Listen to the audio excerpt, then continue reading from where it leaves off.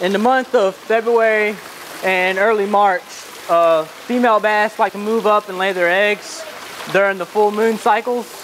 And they get up and they sit in a flat spot area that's normally pushed out by the male. And then they come up and lay their eggs. And that's when you see the biggest bass of the year in a very close range proximity. Generally, you can look at them on the bottom and you can see a clear spot. So I'm going to show you a few different lures and ways to catch these fish. Preferably on the rod length. I like a 7-foot medium heavy action rod, something with a little bit of backbone, because these fish are bigger and you're fishing at a much closer area. So you need to be able to move them away from what they're sitting next to. The way I prefer to use bed fish for largemouth is using a small crawl, most of the time in a white or something that I can see really easy, because it is a visual thing. You're looking at a fish and you're specifically targeting that fish.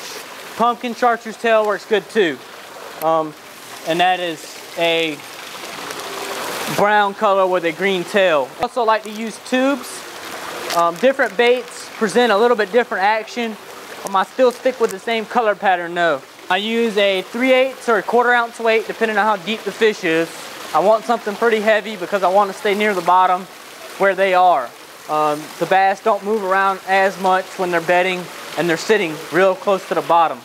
A lot of times on bedding fish, you either have a bedding fish that's really motivated, that wants to feed and wants to hit anything that's in their bed, or you have a fish that's very, very down in the dumps. They seem depressed almost. They just want to sit in one area. They don't want to move a lot. They don't want to pick up baits. They don't want to do anything. When I bed fish, I pick a fish that I want to target, and that's the fish that I go for. And a lot of times it's pretty simple. A lot of times you can just throw in and hit that particular fish, keep it in their bed, and then generally will bite. But sometimes it gets to a point where they're so depressed, as I like to call it, that you have to pretty much hit them on the head to get them to bite.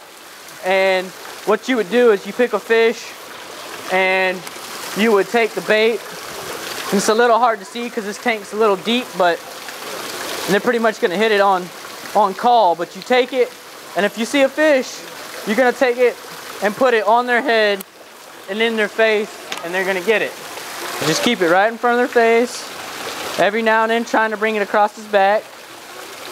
And in bedding fish, they don't move off. So what'll happen is they'll sit in that area. They won't get aggravated and leave because they're trying to protect their eggs. So if they do get aggravated, they just eventually turn around and hit it because that's their only choice. They don't leave when they're on the bed. Keys to finding bedding fish are going to be looking for areas where deep water runs into shallower water, and they're going to be on the shallower flats generally and adjacent to deep water. That's it for today. Everybody have a great day, and come see us at Bass Pro Shops.